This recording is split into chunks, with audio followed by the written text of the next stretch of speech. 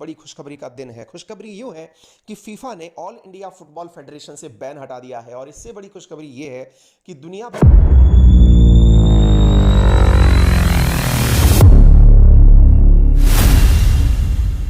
भर के अंदर फुटबॉल को ऑर्गेनाइज कराने वाली संस्था ने वर्ल्ड कप, जो कि अंडर 17 महिला वर्ल्ड कप भारत में होने वाला था, फीफा वर्ल्ड कप भारत में होने वाला था, उसकी भी इजाजत दे दी है। तो निश्चित ही यह एक बहुत सकारात्मक दिन है। आइए जानते हैं पूरे मसले को ब्रीफ में कि ये था क्या। आपको याद होगा, आज से कुछ दिनों पहले मैंने एक खबर कवर की थी जिसमें आपको ये बताया था कि फीफा ने भारत में ऑल इंडिया फुटबॉल फेडरेशन के अंदर जो सुप्रीम कोर्ट के द्वारा गठित 3 सदस्यीय समिति है उसे बाहरी इंटरफेरेंस मानते हुए, यानी आउटसाइडर इंटरफेरेंस मानते हुए ऑल इंडिया फुटबॉल फेडरेशन को ही सस्पेंड कर दिया था, जिसके चलते भारत के अंदर अंडर 17 महिला विश्व कप होने की संभावनाएं शून्य के समीप पहुंच चुकी थी। बाद में भारत सरकार के द्वारा किए गए तमाम प्रयासों से और फीफा के द्वारा जो भी क्वेश्चन रेज किए गए थे उनके समाधान को करते हुए वर्तमान में भारत ने ऑल इंडिया फुटबॉल फेडरेशन की बहाली कर ली है। ये जानकारी जैसे ही बाहर आई, देश के अंदर खुशी का माहौल बन चुका है।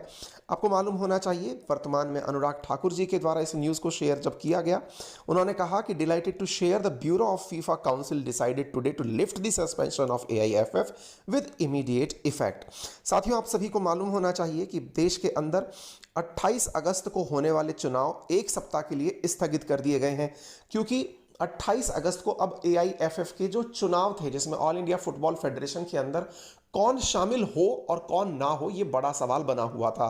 चूंकि सुप्रीम कोर्ट ने अपनी 3 सदस्यीय समिति को स्थगन दे दिया है,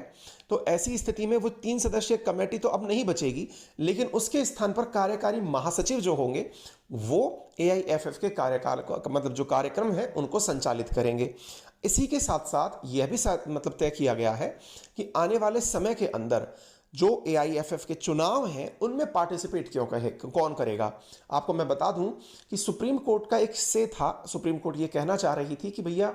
जो भी चुनाव हो उसमें खिलाड़ियों को भी स्थान दिया जाए, लेकिन फिलहाल शायद फीफा इसके पक्ष में नहीं था और उन्होंने 28 राज्य और 8 यूनियन टेरिटरी से 36 प्रतिनिधियों को आमंत्रित करते हुए उन्हीं के बीच में से ही AIFF का अध्यक्ष निर्वाचित करने की बात कही है और भारत इस बात पर लागू भी हुआ है और फीफा परिषद जो है वो इस बारे में आगे विचार करते हुए चुनाव के अंदर 36 प्रतिनिधियों से ही अध्यक्ष का निर्वाचन करेंगे और फाइनली देश के अंदर AIFF को अपना अध्यक्ष भी मिल जाएगा।